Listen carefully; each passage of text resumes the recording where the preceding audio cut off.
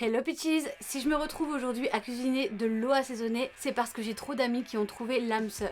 Dit comme ça c'est bizarre, mais vous allez comprendre pourquoi au cours de cette vidéo. Aujourd'hui, on va parler de cérémonie de mariage au Japon. Je vous arrête tout de suite, on ne va pas parler de cérémonie traditionnelle, il y a bien assez de vidéos et d'articles là-dessus, je vais pas en rajouter une couche. En plus de ça, en réalité, le ratio cérémonie traditionnelle et cérémonie occidentale s'est inversé à peu près au milieu des années 90 au Japon. Et donc maintenant, une majorité des cérémonies s'inspirent d'un modèle occidental. Mais attention, il faut pas oublier quand même qu'on parle de Japon. Et qui dit inspiré, dit aussi le refaire un tout petit peu à sa sauce quand même.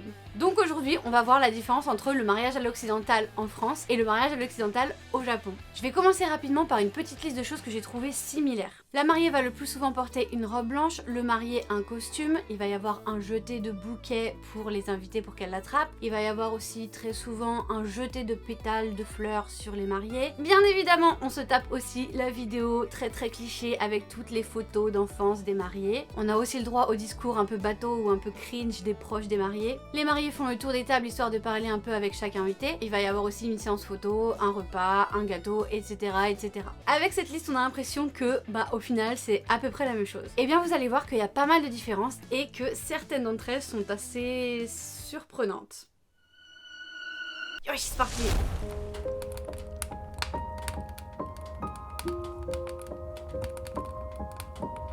Alors tout d'abord, un truc qui m'avait vachement perturbée, c'est le fait que la signature du contrat de mariage et la cérémonie de mariage, c'est deux choses complètement différentes ici. Et moi, en France, j'ai quand même vu les mariés signer leur nom, les témoins signer à leur tour, et en fait ça fait partie de toute la cérémonie, alors que ici en fait la cérémonie de mariage c'est vraiment juste un événement et la signature du contrat de mariage elle se fait avant. Et ce qui est super bizarre, c'est que les époux ont même pas besoin d'être là tous les deux. Du coup ça pourrait être juste la femme ou juste le mari qui fait signer à l'autre, qui emmène les papiers à la mairie et qui s'occupe de la procédure tout seul. L'autre truc qui est assez étonnant, c'est que il y a des témoins mais c'est pas obligatoire, alors qu'en France, si je me rappelle bien, on est obligé d'avoir des témoins pour un mariage. Du coup nous ce qu'on a fait avec Neki, c'est qu'en fait on est allé voir des amis un soir, on est allé dans un bar et on leur a fait signer le papier, le contrat, et ensuite le lendemain on est allé tous les deux à la mairie pour finaliser, pour officialiser le mariage. Mais du coup qui dit signer un contrat de mariage dans un bar avec nos amis dit alcool. Et les gars, ils nous ont fait boire shot sur shot, on était morts, on est rentrés, on était morts, on s'est réveillé le matin, on était morts, on devait tous les deux aller au boulot, mais on s'est réveillé plus tôt pour pouvoir aller à la mairie, pouvoir officialiser notre mariage. Et on avait une tête, j'étais pas maquillée, j'avais les cheveux en bataille, je déconne pas. On a pris le bus pour y aller, dans le bus on était tous les deux Et quand on a finalisé les papiers et tout ça, la femme qui s'occupait de notre dossier, elle nous a proposé de prendre une photo avec le contrat. Et Neki était là, et moi j'étais là, ouais. Je savais pas, je ressemblais à rien, mais je me suis dit, je veux quand même une photo. Du coup, cette photo, finalement, elle s'est jamais retrouvée sur internet parce que vraiment, on ressemble à rien dessus, mais je vais quand même vous la montrer. Voilà. Magnifique. Mais du coup voilà, j'ai trouvé ça un peu particulier le fait que au Japon on signe les papiers et on peut se marier peut-être 6 mois ou 1 an plus tard, et c'est normal en fait, c'est juste comme ça qu'on fait ici. Une autre chose qui est différente ici aussi avant le mariage, c'est qu'il n'y a pas d'enterrement de vie de jeune fille ou de garçon. C'est pas trop dans la culture ici que la future mariée rassemble ses amis ou que le futur marié rassemble ses amis à lui et qu'ils fassent une soirée où ils vont boire ou alors où ils vont au spa ou des choses comme ça. Ça existe pas trop ici. J'ai des amis qui l'ont fait, mais la plupart du temps c'était des étrangers. Un truc que j'ai trouvé assez étonnant aussi, c'est que malgré le fait que les japonaises fantasment sur le mariage à la française, dans un château avec un lancer de bouquets et tout ça, il y a des choses qui passent complètement à la trappe, comme par exemple les 4 choses qu'il faut préparer. Une chose vieille, une chose neuve, une chose bleue et une chose empruntée, je crois. J'en ai jamais entendu parler ici, quand j'en parle à des amis, elles connaissent pas et tout. Et ça me surprend un peu parce qu'en fait j'ai l'impression que c'est le genre de truc que elles aimeraient bien faire, mais je sais pas, c'est pas arrivé jusqu'ici apparemment. Un autre truc qui est impensable pour certaines personnes, mais impensable, c'est le fait que le marié et la mariée, souvent, ils choisissent la robe ensemble. Alors je pense que c'est la mariée surtout qui choisit la robe, mais ce que je veux dire c'est qu'ils vont regarder les robes ensemble, ils vont aller aux essayages, et ça c'est quelque chose qui est assez discutable en France parce qu'il y a énormément de personnes personnes qui ne veulent pas que le mari voit la robe de mariée avant le mariage. Mais ici, ils veulent que tout le mariage soit coordonné et du coup, ils font les essayages ensemble pour voir si la couleur va pas, machin et tout. Mais moi, je leur ai dit, en fait, nous en France aussi, on fait ça, mais nous, on a un sample, on a un petit sample de tissu qu'on va montrer à la famille, au marié et tout ça, pour qu'on puisse choisir le reste, le costume, la décoration et tout ça, pour que tout aille ensemble. Mais sinon, on a quand même cette notion de ça porte malheur si le marié voit la robe de mariée avant le mariage. Et je trouve ça trop étonnant que ça n'existe pas ici. Alors que c'est vrai qu'ils essayent de copier énormément de choses sur le mariage à l'occidental, mais ça, qui est pour moi l'une des règles les plus importantes, je sais pas, peut-être que ça a changé, dites-moi, mais je trouve ça vraiment étonnant que ça se fasse pas ici, quoi. Et du coup, vu que eux, ça leur pose pas de problème de voir la robe avant le mariage, souvent ce qu'ils font, c'est qu'ils font un shooting photo avant le mariage, où t'as les mariés qui vont poser et tout ça, ils vont choisir une photo en particulier, qui souvent va être affichée à l'entrée de la salle de la cérémonie ou de la salle de la réception, ou des deux. Allez, on passe à la cérémonie.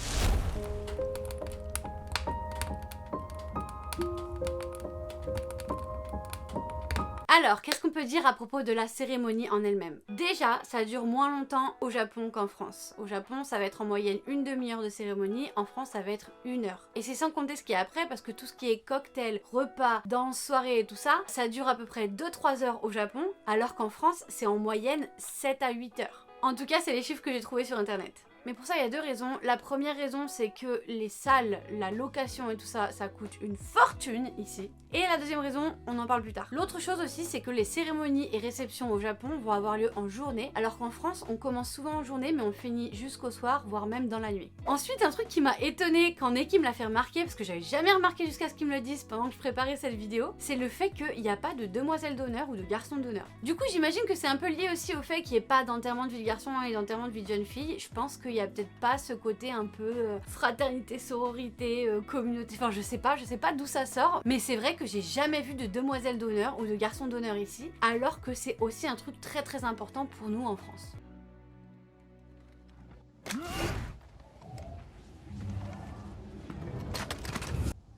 Where'd he go? Et on en vient au dernier point de ce segment, et c'est mon préféré de toute la vidéo, le faux prêtre. Alors, qui dit cérémonie inspirée du modèle occidental, dit bien entendu inspirée des cérémonies chrétiennes. Le truc, c'est qu'au Japon, même si on peut trouver des chrétiens ou des catholiques, la majorité des gens sont quand même soit sans religion, soit tournés vers plutôt tout ce qui est shintoïsme ou bouddhisme. Mais pour eux, une cérémonie à l'occidental, ça veut dire église et prêtre. Du coup, qu'est-ce qu'ils font?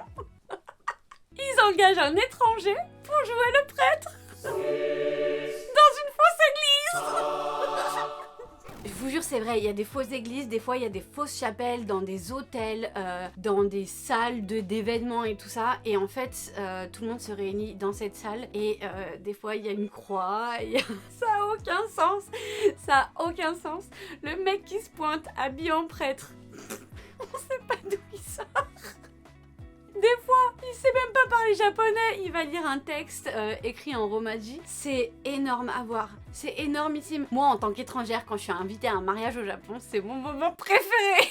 Le gars, quand il débarque, je vérifie que c'est pas un gars de mon agence. Aussi bien c'est un gars, je l'ai vu à une audition pour, je sais pas, une marque de lessive. Et le pire, c'est que lui aussi, il sait ce qu'il fait. Il sait qu'il est pas prêtre, tu vois. La dernière fois que je suis allée à un mariage, le gars, il avait fini son truc. Et il revient et il me voit. Et il me fait signe comme ça, en mode je sais bien. Franchement, c'est énorme, c'est énorme. C'est assez fascinant à voir en fait pour nous parce que le truc c'est que nous ça veut dire des choses, c'est quand même des choses qui sont importantes, qui ont une signification. Les gens qui se marient dans une église, c'est important pour eux. Souvent c'est une communauté, souvent ils font confiance à la personne qui va le faire. Il y a tout un côté spirituel, traditionnel. C'est pas une pièce de théâtre, mais ici. Avec Neki, on s'est bien marré. Parce que pour les Japonais, eux, c'est comme ça qu'on fait, tu vois. Allez, on passe à la suite.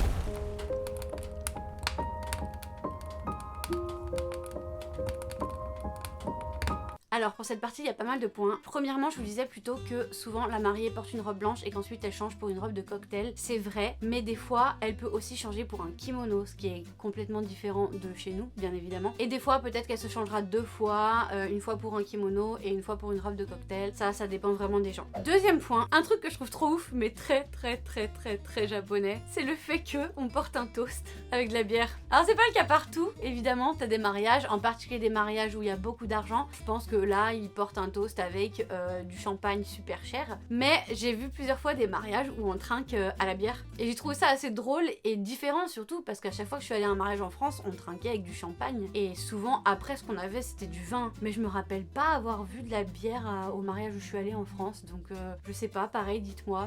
Mais trinquer à la bière, je trouve c'est fun. Moi, j'aime bien. Franchement, je préfère la bière que le champagne. Donc, moi, j'étais contente. Troisième point, au Japon, il n'y a pas de première danse des mariés.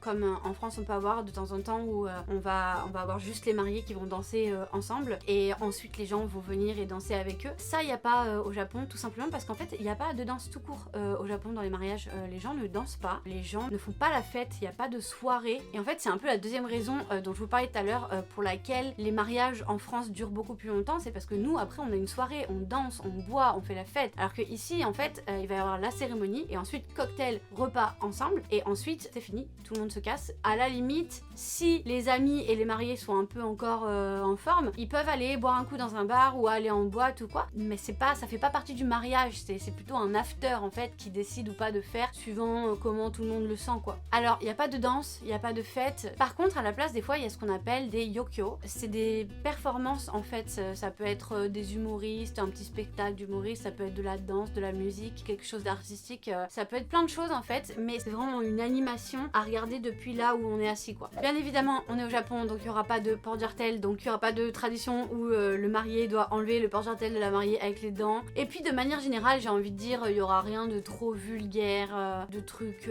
à double sens, des blagues un peu déplacées, tout ce genre de choses, il n'y a pas, alors que je sais que ça existe beaucoup dans nos mariages, si c'est vraiment pas dans l'ambiance des mariages au Japon. Ensuite, petit point assez trivial, mais il n'y a pas de dragée au Japon, c'est pas du tout la culture. Nous, il y en a dans tous les mariages, mais ici, non, il n'y a pas de dragée, c'est...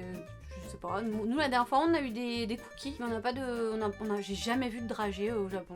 Un truc qui est apparemment pas mal à la mode, mais je pense que ça peut arriver en France aussi, mais d'après ce que j'ai entendu dire, en ce moment tout le monde le fait au Japon, c'est le profil de la mariée et du marié dans une vidéo en fait, quand il y a la vidéo des mariés, il va y avoir le profil du marié, le profil de la mariée, qu'est-ce qu'ils font, où est-ce qu'ils sont nés, machin, qu'est-ce qu'ils aiment manger, cuisiner, c'est quoi leur hobby et tout ça, il va y avoir chacun le profil de chacun en détail et ça apparemment c'est un truc qui est très populaire en ce moment. Le point suivant, c'est un truc qui arrive dans quasiment tous les mariages japonais et qui est né au Japon, c'est le fait que les mariés vont allumer une bougie. En fait, ils auront un espèce de long bâton qui sera décoré comme ça et ils vont tous les deux tenir le bâton et allumer la bougie. Alors ça peut être une seule bougie, ils vont le faire devant tout le monde va regarder, ils vont allumer la bougie ensemble, mais ça peut être aussi une bougie sur chaque table des invités en fait, et ils vont venir tous les deux allumer les bougies des invités. Alors ils font la pause comme ça où ils sont en train d'allumer tous les deux et là les gens prennent 3 tonnes de photos. C'est quelque chose que j'ai jamais vu en France. Alors ça c'est pareil, je sais pas si ça existe en France, dites-moi. En tout cas moi je me rappelle pas avoir vu ça, mais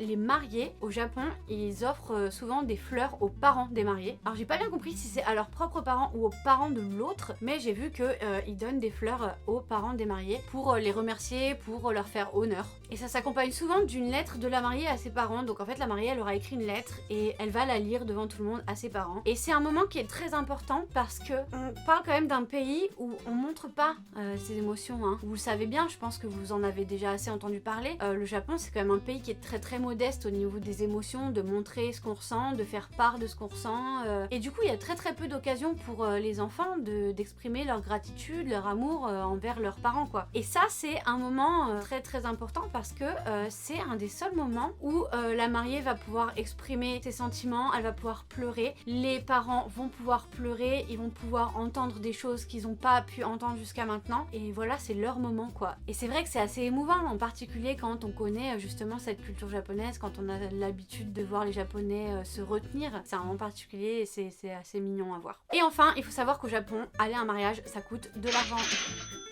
Mais pour remercier les invités d'être venus, d'avoir participé et tout ça, les mariés ont prévu un cadeau de remerciement pour chacun des invités, ou par couple en tout cas. Et en fait ce qu'ils font en particulier maintenant dans notre époque actuelle, c'est qu'ils ont des espèces de petites cartes avec un QR code dessus. Les invités vont avoir leur propre carte et ils vont scanner le QR code. Il va y avoir un site avec une liste de choses et on peut choisir dans cette liste. Ce qui est quand même très pratique parce que du coup ils se retrouvent pas avec des cadeaux sur les bras s'il y a par exemple des invités qui n'ont pas pu venir, et ce qui permet aux invités eux de choisir ce qu'ils ont envie au lieu de recevoir un truc dont ils vont pas se servir et qui s'en tapent quoi. Après je vais pas vous mentir, dans la liste il y a quand même pas des trucs de ouf, c'est quand même pas des trucs très utiles, ou enfin nous on a eu une espèce de bouteille qui filtre l'eau mais on s'en sert quasiment pas, donc voilà, ça reste quand même des trucs pas non plus incroyables. Mais des fois dans des cérémonies qui sont organisées par des mariés qui sont très riches ou qui ont des familles très riches, ça peut aller jusqu'à des cadeaux très chers, je sais pas, ça peut être un bon vin, ou ça peut être même des fois une console de jeux vidéo, des fois c'est sous forme de loterie aussi, ça c'est déjà arrivé, j'ai déjà vu ça dans des mariages. Donc voilà, c'est un cadeau pour les invités, pour les remercier d'avoir participé à ça. Et voilà, on arrive à la fin de cette vidéo. Non, non, vous voulez savoir pourquoi ça m'a ruiné? Je vais vous lire tout de suite.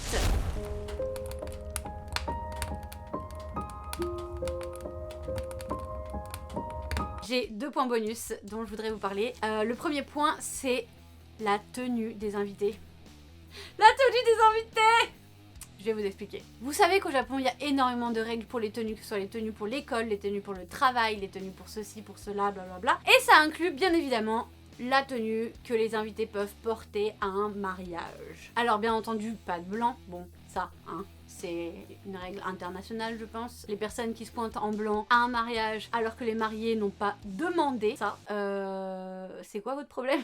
Put those away, that's tacky. Mais donc bien évidemment pas de blanc, il faut pas que ce soit trop sexy, mais il faut pas que ce soit évidemment casual quoi, il faut pas que ce soit votre tenue de tous les jours. Il faut faire un effort quand même de coiffure, make-up évidemment. Les talons, faut pas qu'ils soient trop hauts, mais il faut pas qu'ils soient trop bas non plus. Il y a des filles qui le font, mais quand même la plupart du temps, évitez un décolleté, évitez une robe trop courte qui montre trop les jambes, trop le dos ou quoi. On vient avec quelque chose qui est assez élégant pour que ça rentre bien en photo, mais qui va pas non plus attirer l'attention. C'est pour ça qu'il y a énormément de filles qui vont porter du navy, du marron, du gris, à la limite du noir si la robe fait pas trop funérailles. Alors j'ai une petite anecdote.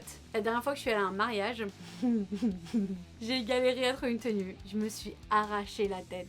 Je me suis arraché les cheveux à essayer de trouver un truc qui serait assez élégant mais qui attirait pas trop l'attention, parce qu'en plus j'essayais de me dire mais attention parce que toi aussi t'es grande et en plus de ça t'es gaijin, donc de toute façon tu vas attirer l'attention, donc peut-être qu'il faut que tu attires encore moins l'attention avec ta tenue. Et du coup j'ai essayé de chercher, j'ai fait plusieurs magasins, j'ai regardé sur internet, j'ai galéré, je savais pas quoi faire. Finalement j'ai décidé de porter une de mes robes de modèle que j'avais portée à un événement, qui a des manches longues qui arrivent jusqu'en haut comme ça, qui est assez longue, qui est un peu ouverte sur le côté, mais bon ça va, c'était pas non plus voilà. Et pour que ce soit élégant, j'ai mis des collants noirs. Noir transparent, mais noir. Du coup, je vais au mariage avec Neki et à un moment donné, je me retrouve seule avec une autre fille, une japonaise. Et là, on se met à parler des tenues. Je lui disais que j'aimais bien sa tenue et tout ça. Je lui disais que j'avais un peu stressé par rapport à ce que je pouvais mettre ou pas mettre à un mariage. Et là, elle me dit non, mais ça va, c'est pas trop compliqué. C'est juste, il faut pas mettre de collants noirs.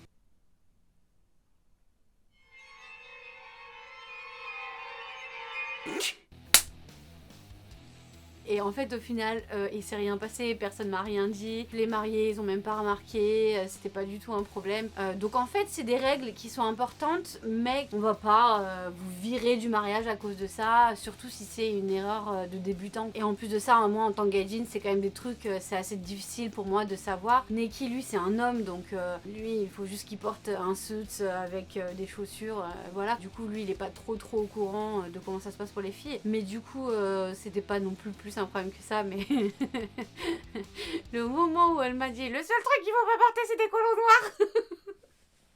Je me suis dit c'est pas possible, c'est ma vie, c'est l'histoire de ma vie. Mais du coup, la raison pour laquelle je vous dis ça, c'est aussi parce que si vous n'êtes pas préparé, c'est possible que vous ayez à acheter une robe ou acheter une tenue pour aller au mariage. C'est des tenues qui coûtent quand même assez cher, donc déjà ça coûte de l'argent. Alors vous allez me dire oui, mais ça coûte de l'argent qu'une fois. Une fois qu'on a la tenue, c'est bon, on peut remettre la même à un autre mariage. Ce qui est vrai, techniquement parlant, mais ce n'est pas tout. À chaque fois que vous êtes invité à un mariage au Japon et que vous décidez d'y aller, vous devez amener 30 000 yens.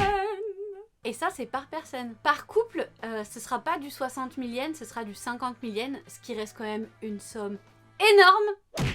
Mais c'est une chose tout à fait normale au Japon. Les invités payent leur place au mariage. Alors, moi, j'en ai parlé avec des amis japonais. Ils justifient ça par le fait que tout est cher au Japon. Louer une salle, c'est cher. Les photographes, c'est cher. Enfin, toute la cérémonie, c'est cher. En effet, les mariages au Japon, surtout à Tokyo, ça coûte une blinde. Et que du coup, ils ont pas le choix, en fait. Et qu'ils sont obligés de faire payer leurs invités pour pouvoir rembourser une partie du mariage. Parce qu'évidemment, même en faisant payer 30 000 yens par invité, ça ne rembourse pas du tout tout le mariage, donc c'est juste pour pouvoir rembourser une partie de toute la cérémonie et la réception. Petite interlude pour vous dire que j'ai fait quelques recherches et apparemment pour une cérémonie de mariage de 100 personnes, ça coûtera environ 12 000 € en France et 36 000 € au Japon. Ce qui veut dire que c'est 3 fois plus cher au Japon. Et j'ai fait un petit calcul, si on voulait rembourser toute la cérémonie, il faudrait 180 personnes, mais du coup ça coûterait plus cher. Donc c'est bien ce que je disais, même en demandant 30 000 yens à chaque invité, ça ne rembourse pas toute la cérémonie. Mon avis de française, c'est que si tu n'as pas l'argent de faire une cérémonie, tu ne fais pas de cérémonie. C'est ce qui s'est passé pour moi. Avec Neki, on n'avait pas l'argent de faire une cérémonie, donc on n'en a pas encore faite. J'aimerais bien en faire une si possible, quand on aura de l'argent. Mais par contre, pour moi, il est hors de question de faire payer les invités. Je veux que les invités viennent pour le plaisir. Je veux qu'ils viennent parce qu'ils sont heureux de célébrer ça avec moi et je veux pas que ça les foute dans la merde. Parce que c'est quand même une somme énorme pour certaines personnes, 30 000 yens. Si éventuellement on a besoin d'organiser un truc où faut que chacun paye, je sais pas moi, 2 000 yens, 3 000 yens à la limite. Et encore, si j'ai des amis qui peuvent même pas payer ça, ça me dérangerait pas. C'est vraiment pas grave. On peut se faire juste un pique-nique dans un parc, on va sur une plage, on mange des chips, on boit des bières et puis c'est bon quoi. Mais non, 30 000 yens et puis 50 000 yens pour un couple, je trouve ça beaucoup trop. Après, évidemment, je paye quand je suis invitée à un mariage et que j'ai envie d'y aller parce que le respect de la culture, le respect de mes amis. Moi, j'ai eu la chance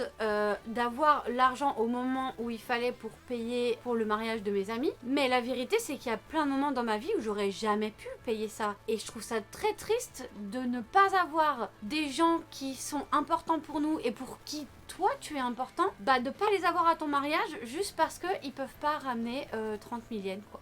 Je critique pas non plus les gens qui le font parce qu'ils le font pour leurs raisons, ils ont leur propre raison de le faire et c'est leur mariage et ils font ce qu'ils peuvent comme ils le peuvent. Mais ça c'est sûr que c'est quelque chose que moi je ne voudrais pas faire à mon mariage. Parce qu'il faut comprendre aussi que les invités du mariage, c'est peut-être pas leur premier mariage de l'année. Et 30 000 yens c'est déjà beaucoup, mais 30 000 yens multiplié par le nombre de mariages auxquels t'es invité, c'est pas possible. Par exemple, Neki et moi dans les 6 derniers mois, on a été invités à 3 mariages. Il y en a un où moi je suis pas allée, du coup ça nous a coûté que 30 000 yens. Mais les deux autres, ça nous a coûté 50 000 yens chacun.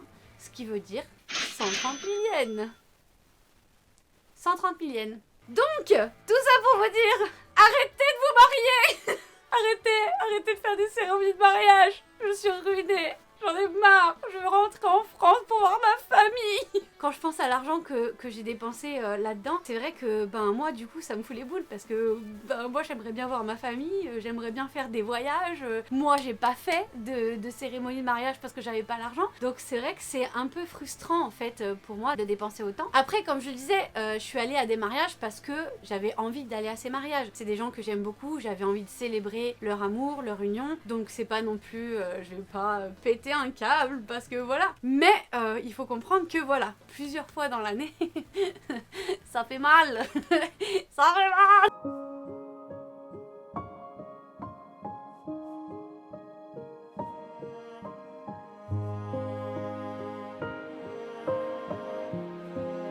Donc voilà, tout est expliqué maintenant.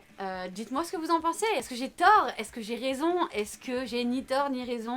J'aimerais bien avoir votre avis là-dessus parce que je pense que c'est un sujet assez intéressant en fait à débattre. Je comprends tout à fait en fait le côté des mariés au Japon qui ont besoin de ça, mais de mon côté c'est pas ma vision des choses et du coup ça m'intéresse vachement de savoir si vous pensez plutôt comme moi, plutôt comme eux, ou peut-être vous avez une autre vision des choses, une autre solution, je sais pas. Mais laissez-moi tout ça en commentaire, comme ça je pourrais un peu me faire une idée. Voilà, je vais finir ma soupe à l'eau.